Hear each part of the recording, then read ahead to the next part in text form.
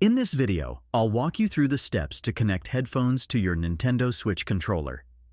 If you found this tutorial helpful, be sure to hit the like button and subscribe for more useful tips and tricks. Connecting headphones to a Nintendo Switch enhances the gaming experience by providing immersive sound and minimizing distractions. It also allows for private listening, especially in public settings. To begin, take your Nintendo Switch controller and focus on the top panel of the device. You'll notice an audio jack port located there. In order to connect your headphones, you will need an audio jack, which should fit perfectly into the port.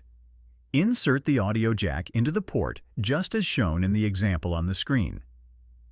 Once the audio jack is properly inserted, you will see a headphone icon appear on the screen of your Nintendo Switch controller. This indicates that the controller has successfully detected the connected headphones and audio will now be routed through them. Next, you need to adjust the settings. To do this, navigate to the System Settings page.